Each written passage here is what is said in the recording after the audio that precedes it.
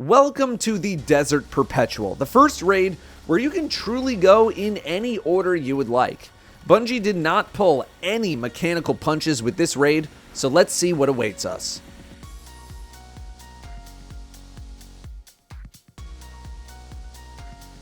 The Desert Perpetual allows you to fight any of the bosses, besides the final one, in any order that you would like, so feel free to ping pong around in this guide to get where you need to go. Before we get to each boss though, I would like to say some things up front that apply for the entire raid, mainly based on loadouts. The goal for the overwhelming majority of teams should be a two-phase fight on normal mode, although I suspect with the increased power differences in the raid that 3 phases will be somewhat common. When seeking a two-phase, there are so many different kinds of weapon or damage strategies that work. From the footage you're going to see here, which is a mix of normal and contest mode footage, you will mainly see Thunderlord and Lord of Wolves themed damage strategies. Thunderlord is an excellent, simple weapon to use that gets you tons of super energy and really solid damage. Same with Lord of Wolves, hip firing it specifically.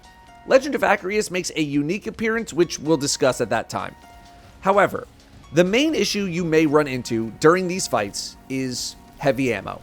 Due to the new ammo meter system, you are responsible for generating your own ammo, with the exception of support tools like Cenotaph on Warlocks or the Alethanum grenade launcher ammo generation, or something like Aeons.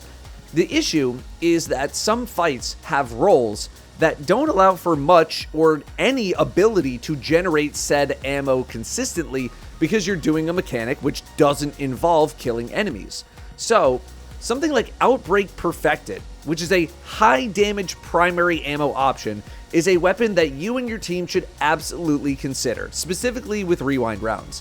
It generates a ton of super energy, so Titans with Cuirass and Hunters with Nighthawk can really pop off, getting multiple supers per damage phase. I've tested it on every fight, and with the exception of one of them, it is a fantastic option that I suspect will become normalized in the community.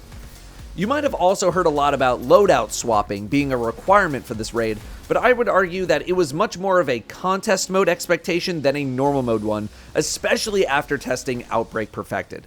You can absolutely set up one loadout with Outbreak and not have to swap on any fight on normal mode. Although again, there's one fight that I will suggest something else if you want a 2-phase instead of a 3-phase. Team composition can be pretty even across the board for all encounters, unless I say otherwise, which I don't think I do. Wells of Radiance are always welcome, and burst damage supers are the meta as of this video, due to the ability to get many supers in a single damage phase. That being said, any split of classes is going to work just fine. For those without access to multiple Wells of Radiance, Crest of Alpha Lupi on Titans received a huge buff recently, and if you spec for the class stat, you can drop a lot of barricades to keep your team very healthy. Plus, Storm's Keep on Arc Titan is a great option for even more damage. Hunters are capable of some really insane ad clear type damage and performance using a grapple and ascension style setup, but their boss damage is also quite good with Golden Gun. Anyway, let's get to some bosses. Epoptes, aka the Hydra boss, is an encounter where players must trade information back and forth to each other to remove weak points on rotating Hydra shields to get to a damage phase. You're going to split your team into a couple of different groups. The first is simply the Slayer role, aka ad clear. These people will stay in the main arena for most of the fight and will just slay out as much as possible, keeping things clear. Even on normal mode though, this isn't as easy as you might be used to in previous raids, although people spec'd specifically for ad clear won't have too much trouble.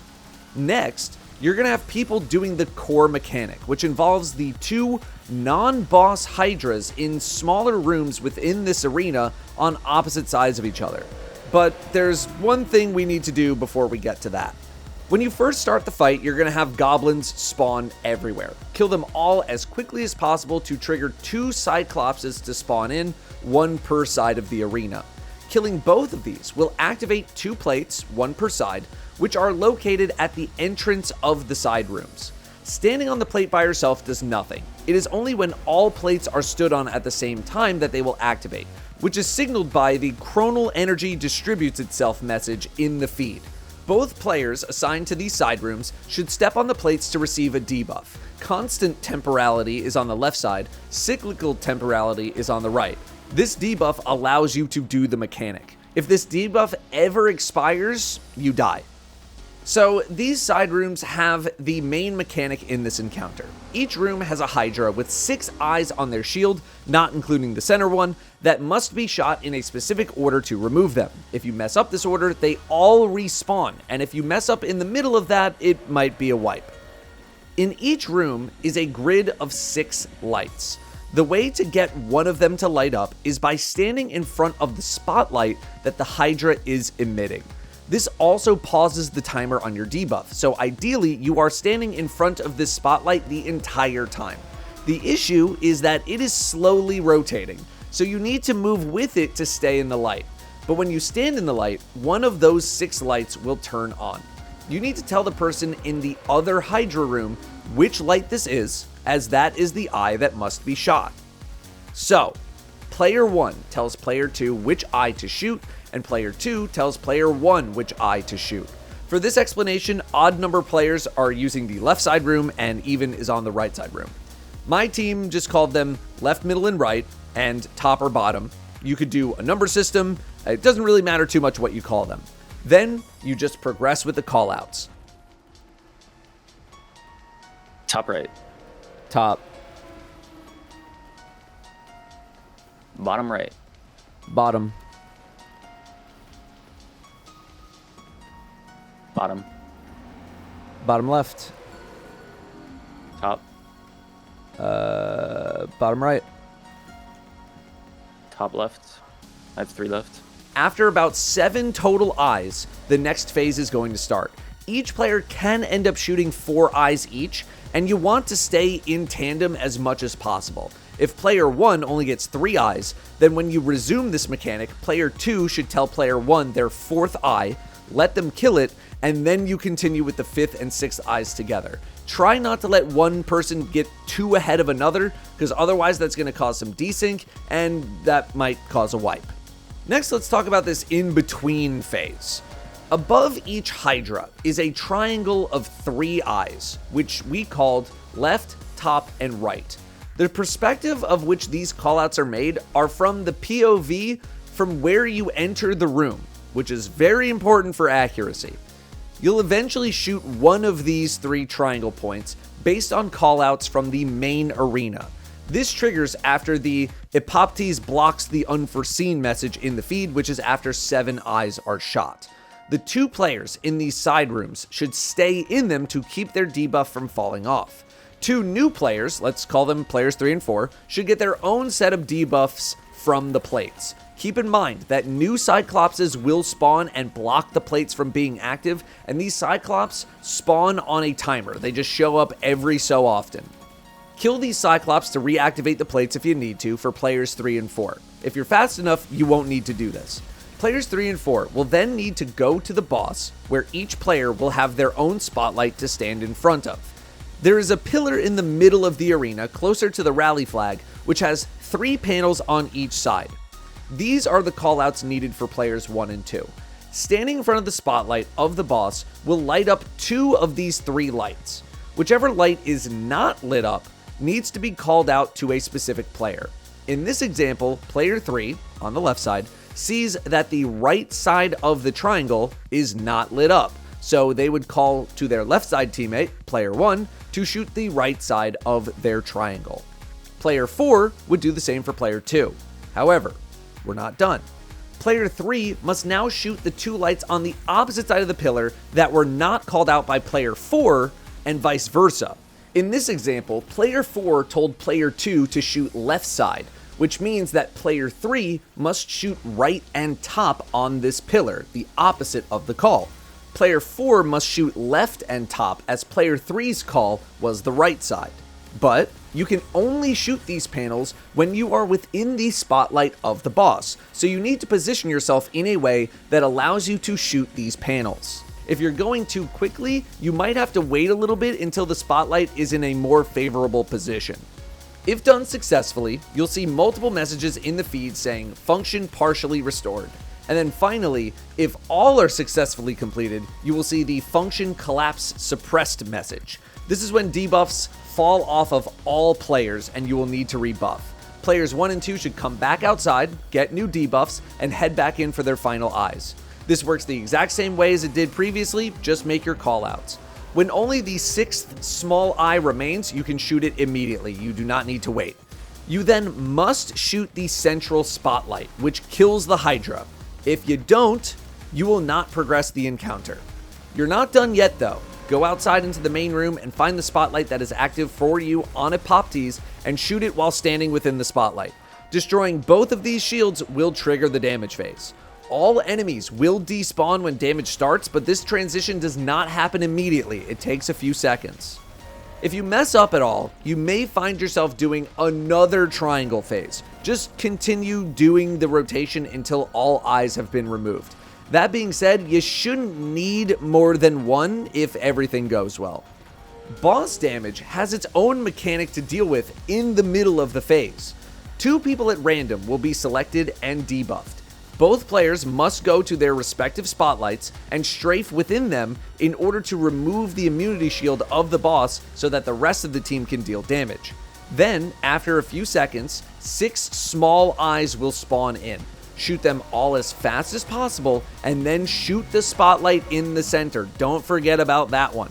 This completely removes that half of the rotating shield for a brief time, and if both players are successful, it extends the damage phase. Remember that you must be within the spotlight to shoot any of these things on the shield. Do not try to get cute with this mechanic. Then, 2 new people will be selected to do the same thing, and then 2 more after that. I liked positioning my team in between the boss and the pillar because it allowed for maximum uptime on damage. The player removing the shield that's rotating towards the rest of the team should try extra hard to remove this quickly to not slow down the rest of the team. There will also be harpies spawning during the damage phase, and they can seriously hurt your selected players if not dealt with. When new players are selected for the boss mechanic, take a moment to kill a couple of harpies to help out those players so that they can focus on their job. When all of that ends, the fight starts over from the beginning. You are not given much downtime between the end of the damage phase and the start of the mechanic phase, so collect ammo quickly and get moving. The first advice I want to give is that whoever is going in the right side room, player 2 in my examples, needs to be much more careful about patrolling that room. There are holes in the floor, there isn't as much cover, and the boss and harpies hurt really badly, to the point where I recommend someone who has no mechanical role to come in and babysit at the start of this phase by helping kill harpies. Anytime your player 2 comes into this room, they should probably have an escort with them to help. It's doable solo. A rocket sidearm deals with the harpies pretty easily, but it can be overwhelming for some players. The left side didn't seem nearly as bad to deal with, so you probably don't need a babysitter there, but if it does get overwhelming, assign someone to babysit them too. The rooms are the scariest after a triangle phase, since harpies just continue to spawn no matter what. The babysitters can be players 3 and 4 mentioned in my example. On normal mode, the outside enemy spawns are not that bad to deal with, to the point where one really good player could probably do most of it themselves. I talked about ammo at the start of this video, but people doing mechanics will often not have time to generate their own special or heavy ammo. While I encourage you to switch to an Outbreak Perfected or something, or really just use it from the beginning, you could also rotate roles. Someone on ad clear can go do the mechanical role, since they should have a bunch of ammo spawned in to pick up later, while the mechanic role becomes the ad slayer role. This only really works though if everyone is comfortable with every role though, so for those still learning, it's probably for the best to just switch to an Outbreak and keep the consistency. Of course, Cenotaph Warlocks tagging the Cyclops can help with this, but they are the only targets that can be tagged in this entire fight, and I do want to minimize the amount of swaps that people would need to complete every fight in the raid on normal mode down to 0. Got it. Cece's got it. Nano chemo, nano chemo. All right, I'm on mine. Yep.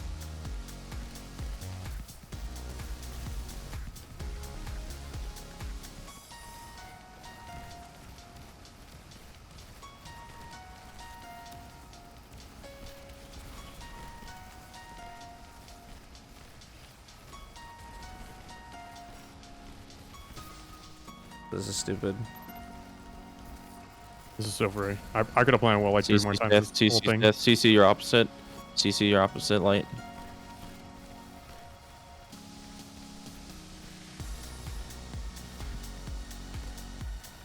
Yeah, this is incredible.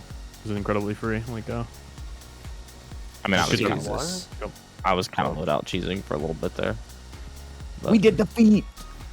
Iatros is a wyvern boss that has a pretty unique mechanic involving some platforming and coordinated attacks. Team composition here should make a slight change depending on what damage strategy you would like to use.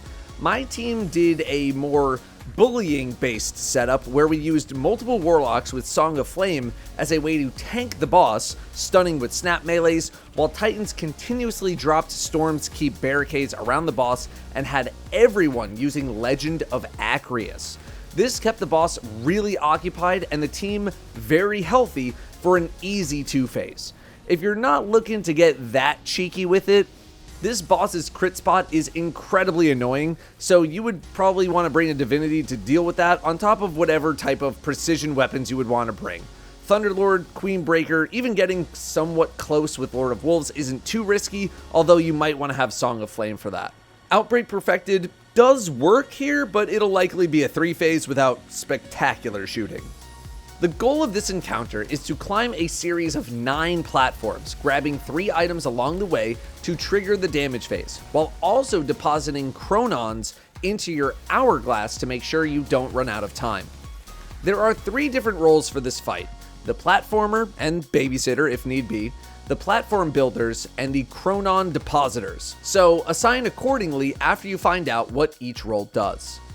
The fight starts with the boss activating and 6 Minotaurs spawning on the central platform. Killing a Minotaur will have them drop a Chronon, which is an item that you can pick up. The color of it does not matter for this encounter, but it will in another one. This stays on you as a buff for a very long time, if not forever, but if it's not picked up, it will eventually despawn and then respawn in the form of another Minotaur that you must kill. Chronons are deposited into the hourglass, which is done by jumping through the ring near the rally flag. It's from the central platform to a section down the ramp from the rally flag. You can see the hourglass filling up as you deposit. It will start to drain, and doing things incorrectly during the fight will also drain it, but only after you completely fill it up and activate it the first time in a phase. When it is completely full, an oracle will appear underneath it. Shoot it to trigger the next phase of the fight. You have a good amount of time to stay in this pre-mechanic phase though, in case you need to farm ammo, and if you're doing any sort of heavy ammo-based strategy, you likely will need to farm a little bit of ammo. When you shoot the oracle, diastole will become active for everyone. This is a buff that causes you to get launched into the air every few seconds. The 4 boxes will fill up, and on the 4th box, that's when you'll be sent into the air. If you are already in the air when this triggers, there is no effect. High-level players will be able to use this to your advantage in the fight. When this phase starts, one of 3 plates will be active on one of the main 3 platforms, low, middle, or high. The plate will have the absolute temporality debuff, which is required to activate the 3 Vex nodes that you'll be tagging as you make your way up the platforms. If this debuff ever runs out of time, you will die. So, how do you get these platforms to activate? Around the arena are 3 sets of 3 Vex cubes, low, middle, and high, in a pillar. In order to spawn the platforms, all 3 cubes in the same position must be shot at the same time at a specific moment by 3 people. Let's say we want to spawn the first set of platforms, the lower ones. This means that 3 people must shoot the lowest cube on their tower at the same time. The time to shoot the cube is as the 4th box in the diastole buff is filling up, right as you're being launched into the air. Not immediately after, not after a beat, as it fills in. Think of it as Guitar Hero. You want to hit the note as it lines up with the track. If done correctly, this will spawn the platforms and the message prompt, Iatros loses control of phase space, will appear. 3 platforms will spawn, which a player will then climb. I mentioned a babysitter role for the platformer earlier, and here's why. As the platformer climbs, 3 Vex imps will spawn in, which are already annoying enough to deal with. But on top of this, whenever you go to activate the Vex node, if you're being shot, it will reset the progress back to 0 on the activation, like trying to res a teammate in Trials or something. This means you could be stuck trying to activate for a long time and could die as a result, although maybe glaive or sword blocking would work. I haven't actually tested that. Remember that you're also being knocked around by the diastole buff too. It's already scary up there. A rocket sidearm does wonders for this enemy, like Tinashe's or either solar one that exists. The Rocket Pulse 2, which I highly recommend, is from the Pinnacle Ops playlist for the Edge of Fate expansion cycle. But if you're struggling, having a teammate will help smooth this experience. It can be intimidating doing it by yourself. Once you activate the first node, the platform builders, the shooters, whatever we're calling them, will now activate the middle cubes, which spawns the next set of platforms. But activating this middle set will despawn the lower set, so you need to use the diastole boost to get into the air to land on the next set of platforms as they spawn in. If you're on a Titan, you can time this to the point where you can get knocked into the air, then hit jump once to get lifted super high into the air, allowing you to land immediately where the next Vex node is, making this process incredibly fast. This is a little bit advanced and a bit riskier though. It's totally fine to just normally climb these platforms, especially if you don't have a Titan available. Do note that the platforms on the lowest level at the bottom of the room aren't a straight up venture though. They do go off to the side a little bit. Each path of platforms has a faint visual of where they will spawn, so you know where they're going to be every time. Then you will do the final set of platforms to get to the final node. As soon as this node is activated, the damage phase starts about 3 seconds later, so people should congregate accordingly. If you're doing a more bullying strat, prepare right on top of the plate of the section that the platformer is in. So if the platformer is on the central platform, the boss will teleport to the central platform. If you're not bullying, then just get close enough to deal damage. So that's the platforming. What's happening everywhere else? The cube shooters have that job, but they should also be trying to keep the area clear of the nearly constantly spawning harpies, on top of finding minotaurs, which can spawn in the areas without plates. The arena is split into 6 sections, 3 of them are plate sections, the other 3 of them are adjacent to the plate sections. Minotaurs do feel pretty limited in their spawns though, so just be diligent with looking out for them. Your hourglass will slowly start to deplete during the fight. Whenever you fail to build platforms, you will drain even more from the hourglass. If the hourglass is ever empty, diastole stops and you will have 15 seconds to make a chronon deposit. If you don't, it's a wipe. So try to keep this topped up as much as possible, especially going into a damage phase. Otherwise, it is just chaos in this area, dealing with the constant booping, the boss wandering around looking for minotaurs. But like I mentioned earlier, if your platformer is good, you can make this fight really fast. Once damage starts, go to town on the boss. The only mechanic you need to worry about is if you don't have enough sand in the hourglass. Otherwise, it's just the boss shooting at you, which does hurt pretty badly, by the way, so be careful. If going bully mode, be sure to reload agraios between shots for higher damage uptime, spam grenades with that Song of Flame on the team, and try to micromanage the diastole as much as possible since it's going to fling you everywhere. Bully mode can give you a 2-phase, but it is a bit riskier. Outbreak will get you a 3-phase and is safer if people aren't confident with their agraios abilities. You could likely Thunderlord here as well, although anything other than agraios would probably want a divinity. After damage ends, you start over. I don't have too many more specific pieces of advice for this encounter other than maybe dedicating 1 or 2 people specifically to hunt minotaurs and handle the chronons. Ideally, everyone should be helping here, but having 1 or 2 people committed to the cause completely can help move things along. When it comes to making calls for building platforms, try to make the call in between diastole activations. There can be a lot of confusion if people say something like, go on the next one, when there is one actively building up. Clarity of language is key here to not waste sand in the hourglass. My team used a keyword, where using the keyword means shoot on the next opportunity. If that keyword is not used, then we do not shoot. Okay. Let's get a current.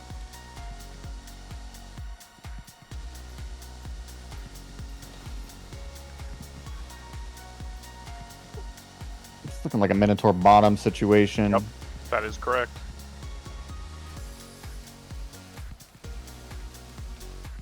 They've been jolted into oblivion. Let's go current.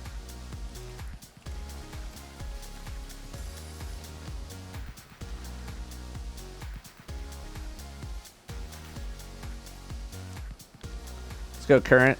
Minotaurs on me on top. Fine. I'm away.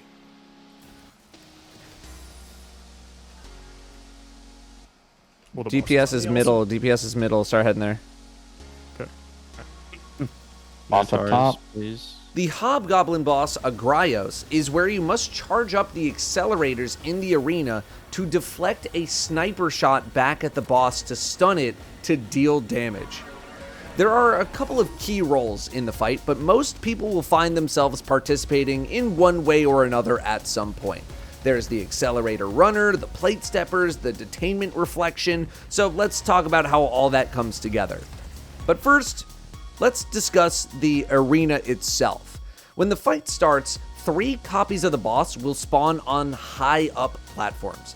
Their locations are random every time, and they will be sniping you the entire fight, so solar and or sniper resistance is pretty good here.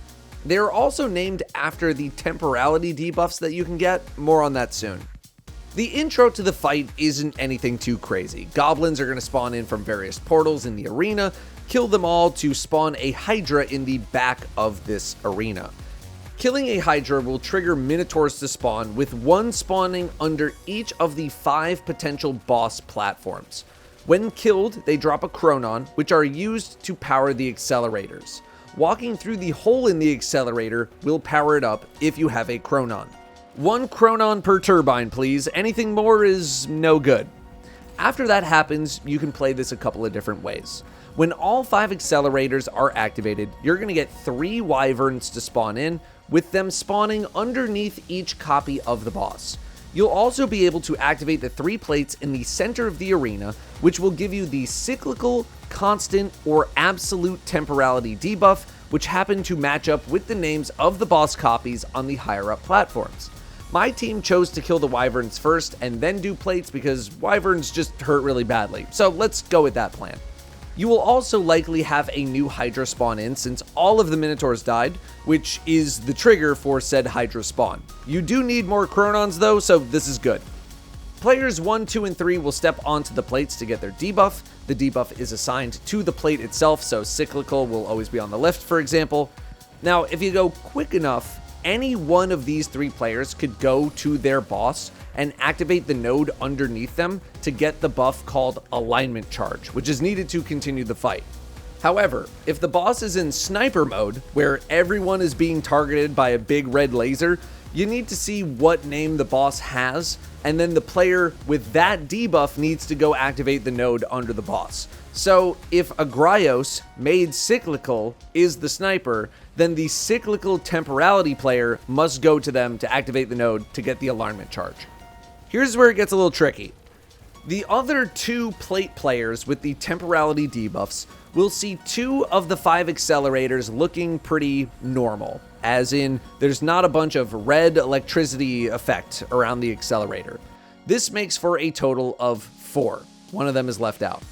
These 4 accelerators specifically need another Chronon each, but only non-debuffed players can pick up a Chronon and walk through the accelerator to give it the charge. If you are debuffed and you have a Chronon and you walk through the accelerator, you just die.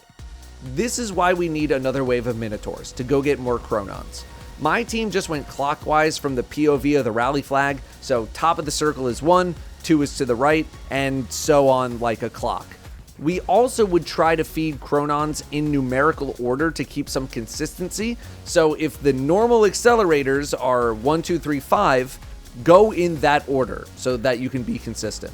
Then, the alignment charge runner needs to end their run at the accelerator that did not get an extra charge. So if the 4 were 1, 2, 3, 5, you would need to end at 4, which means you would start at 5 and go clockwise. My team opted to go clockwise. I'm not actually sure if it matters or if you can go in either direction. After you collect 5 charges, your grenade turns into a new ability. which is the detainment bubble that you might be used to in previous encounters, that you normally would need to shoot your way out of. You get 1 charge of this, and it lasts about 5 seconds. You can't move while detained, but you can still shoot your weapons, but enemies can't hit you, so take advantage of this time. What happens now is that someone needs to bait a sniper shot from the boss so that you can reflect it back to them. At this point in the fight, everyone is being targeted, and if you stay out in the open for too long, you are instantly killed. It's like Seraph's shield from Season of the Seraph. So you need to constantly break line of sight to make sure that you don't get shot. But when you're ready, have someone stand out in the open and count down their timer. At around 2 to 3 seconds remaining, the alignment charge player should use their grenade ability, which pops a detainment bubble, which will cause the boss to shoot the bubble, reflecting the shot back at itself and starting the damage phase. Be sure to be standing out in the open, as the detainment bubble will suck people towards you, and if you bring people out of line of sight of the laser, the deflection will fail. The boss will teleport down to the ground, and this is where damage starts. Pop well, pop barricades, pop supers, and go to town. After a short time, everyone will get alignment charge, but pick one dedicated runner to run through the accelerators, because you are going to need to do this shot reflection mechanic 2 more times during the damage phase. Also, the assigned person could run tractor cannon for the team, since they're just going to be doing a lot of running and not a lot of damaging. As soon as the buff appears on the team, the selected player should start running through and getting charges. Shortly after, the boss will teleport away onto one of the empty platforms. You can still deal damage to the boss, but any weapons with range fall off, like Thunderlord for example, will be doing considerably less damage unless you have Lunafaction boots equipped. The boss will again attempt to snipe you, and this works the exact same way. You can eke out a couple of extra seconds of damage here, but I really don't think it's worth it. Just stay in line of sight, pop the detainment, and keep it rolling. You'll do this for another phase, continuing damage until it's over, in which everything starts from the beginning. There is very little to no downtime between phases. The Hydra is going to spawn in basically immediately.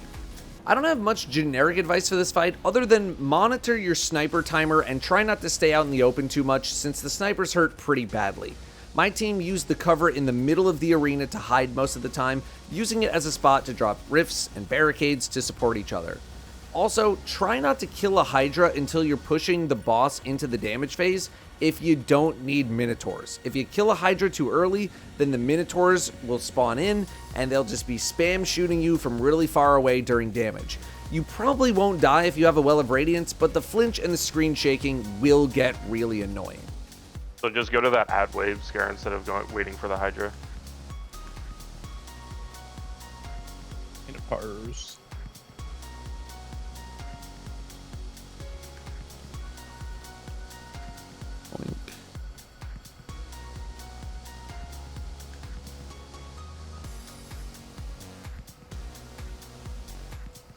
When it is 1, we are done. Wyverns. Spawn right, Wyvern.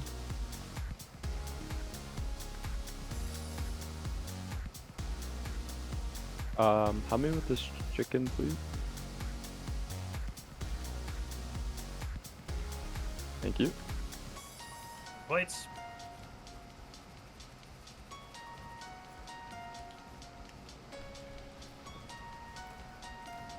I can get absolute.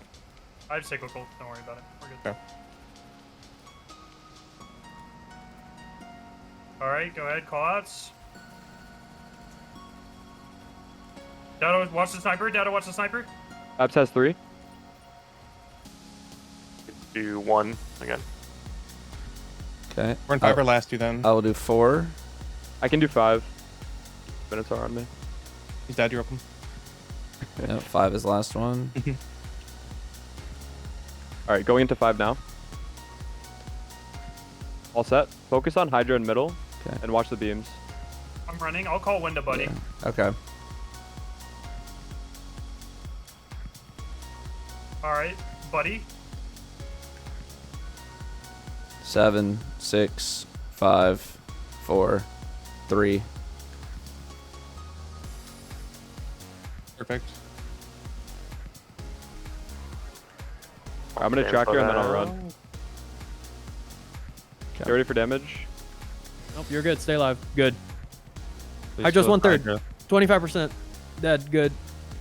Locking in. Yep. Relax. We're in the Sniper we're in the is call right out side. phase. Sniper Call is out One phase. five, Call out one phase. five. Type I'll something. get one. 1 3 4 5. 5. 1 3 4 5. I I got got 4. one. I got 4. I got one. Hyper's back right. Be careful. Sneak Sneak, at you get 5. 5. 5, got it. We just Last need is 3, right? Yeah. Yep. Don't die. Do not die. I'm not gonna die. It's gonna be annoying. Dying is forbidden right now. You have a barrier, Datto. Nice. Do we have? Did you get it, Semi? Yeah, we're good. We're good. I got it. We're good. Run, run, run.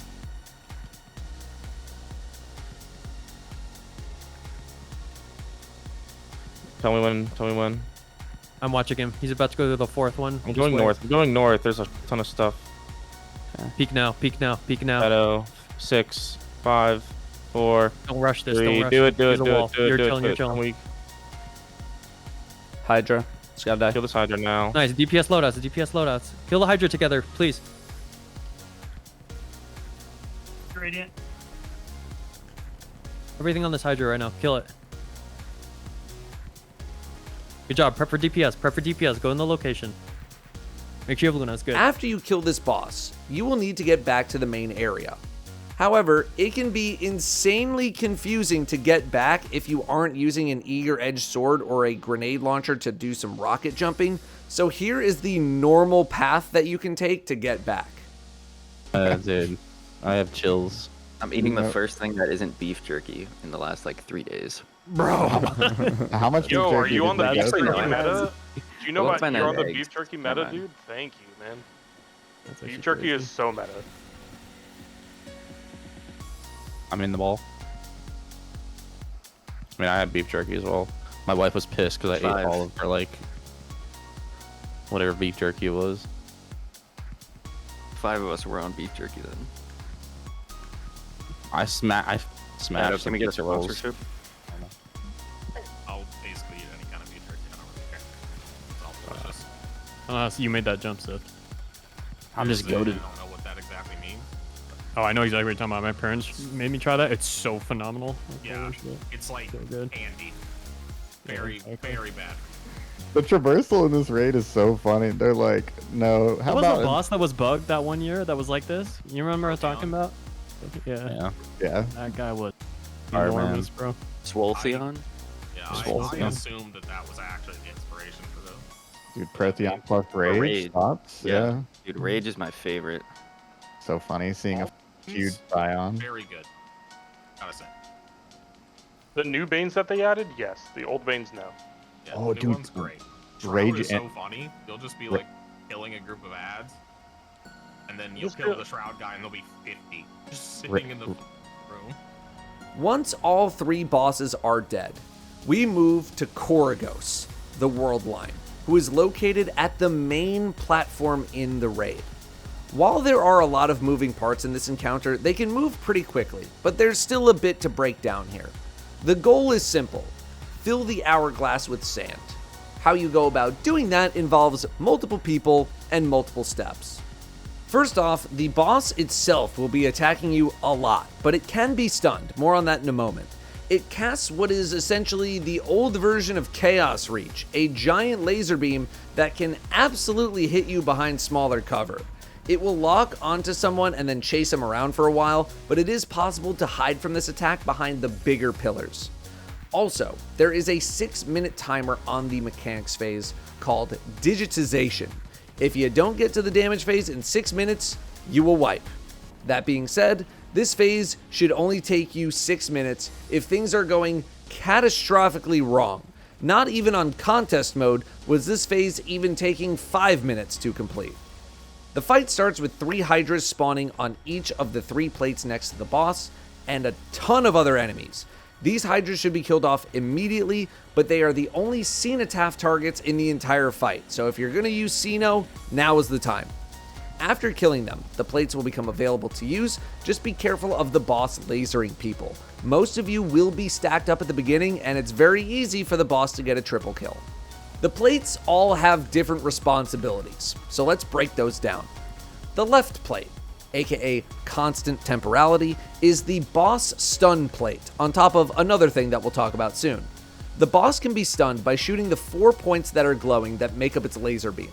This is what will also trigger the next step of the fight, so stunning is very important here. You can use basically anything to shoot these weak points, just keep in mind that the boss is pretty far away, so you might want to use a sniper or other long-range weaponry to make this happen. With 3 people focused on these weak points, which is what you will probably have, it shouldn't really be that big of a deal though. People who are performing this job will also likely be on ad clear, as only one person with this debuff is needed in another part of the encounter. So, let's talk about how to stack chronons in the hourglass. Around the arena will be these floating mines. They all rotate around in a set path the entire encounter and contain unobserved chronon, aka you don't know the color. But certain people can detect the color. Certain people can tell you what color you need. Certain people can tell you if the mine is actually a true chronon or a fake one. And certain people can shoot the mines. So let's elaborate on who can do what. Here is your order of operations. Number 1, stun the boss. Number 2, detect the color of the ring in the middle of the arena. Number 3, find the correct colored mines. Number 4, determine if they are true or false. Number 5, shoot the mine if it is a true mine. Number 6, pick up the chronon off the ground. Number 7, repeat steps 3 through 6 for another chronon. And 8, both players with the chronons jump through the hoop at the same time. When you stun the boss, 4 smaller pillars in the arena will have some Vex glowy stuff on them. Jumping into this gives you a 20-second buff that allows you to see certain information based on the plate debuff that you have.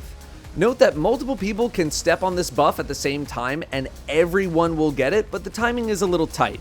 Teams have been stepping on these glowy spots together to save the other spots in case they need to rebuff. The middle plate, Absolute Temporality, is the color detector and the mine shooter, so they are steps 2 and 5 in this process. In Absolute's case, they can see the color of the ring, and they can also shoot the mines. So, Absolute will call out the color of the ring, which I was calling pink, green, and white. You might call it red, blue, and white. It doesn't really matter.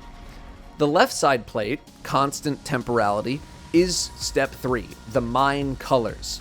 All of the mines in the arena will be one of 3 colors, but only the constant debuffed player can see what color they are when they have the temporal oculus, aka that Vex glowy spot.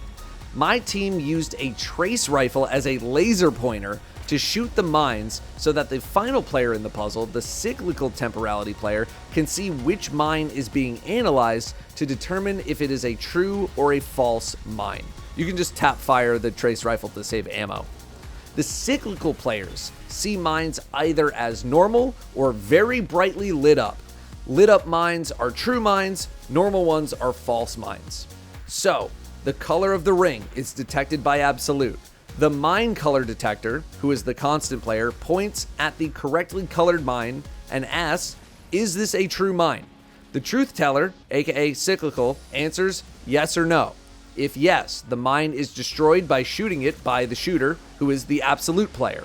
And then you do that for another mine. An important note, 2 mines are true and 1 is false. Always.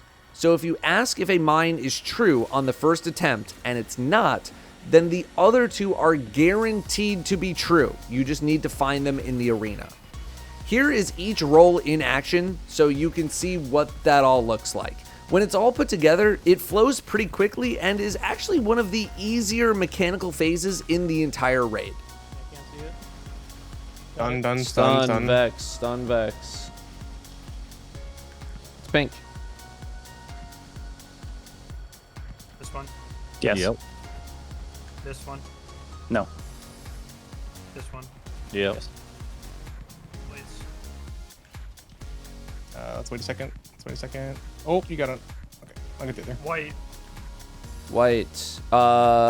Here, front left pillar, upper. Yes. Okay. Semi, you grab that one. Front right pillar, upper. How's I that? don't know where it was. I don't know where it no, was. no. Okay. Semi, it's coming around this pillar here. White. The other white one is back right pillar, upper. Come to Datto. Yep, there you go. It is blue. Over here, Jump right on. above Sith and I. Right next to me. Is it this one? Shoot it. Shoot it. Yes. Yes. Yes. Yes. Okay. There's across the map over there. Yes. Yes. Okay. He's looking at me. Here's looking at you, Nano. Okay, 3, 2, 1, go. A few notes though. If you try to deposit an incorrect mine, you will die. If you shoot a wrong mine, you will drain sand from the hourglass. If you don't get 2 chronons per phase, you might have some desync with the buff timers and you might need to rush. Basically, doing anything incorrectly is going to set you back a little bit. Also, the timer on your debuff will refresh to its maximum duration when you do the mechanic that is involved with your debuff. So as long as everything is going smoothly and you are doing your jobs, you should basically never need to worry about your debuff timer.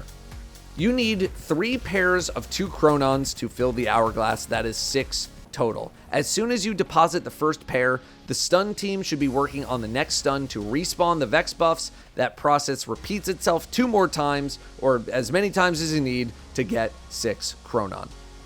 When your hourglass is full, shoot the oracle that spawns underneath it to trigger the next phase. That being said, if you need to farm ammo, which you likely won't given what weapon I'll suggest you use, you can use this time to farm ammo from the ads. The only time limiting factor is whichever player has the shortest debuff timer remaining. But when you shoot the oracle, everyone's timer resets back to the maximum.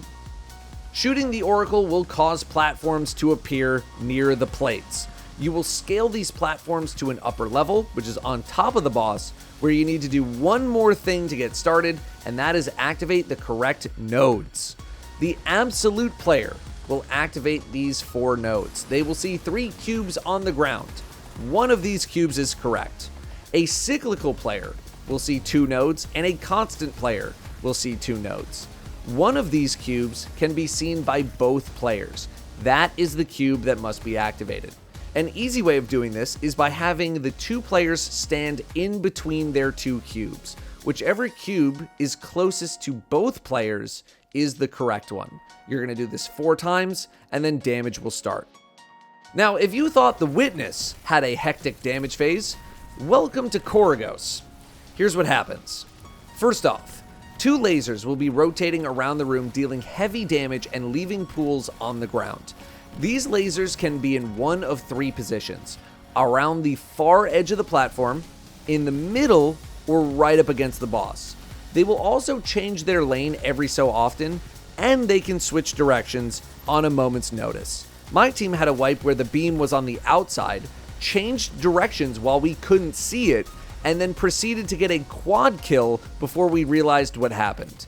Therefore, there should be at least one person, but really everyone, looking out for these lasers and making calls for the team as to where they should position themselves. You'll be hip firing your weapon most of the time as well, so you should be able to see somewhat clearly. Eventually, this dodging should just become second nature, and you shouldn't need to rely on callouts. Spamming jump can also help you get out of a jam. If you're ever in a bind where 2 lasers are just coming at you, jump really high into the air to try to get out of the way. Next, the hourglass rings return. In order to extend the damage phase, you must pick up the chronon that corresponds with the color of the ring that spawns in. 3 chronon, 1 of each color, will spawn in with the ring. Grab the correct color and jump through to continue fighting. The chronons can be a little tough to see, especially the white one, and can also spawn on the group dealing damage. Be communicative here. If you need someone to pick something up, let them know.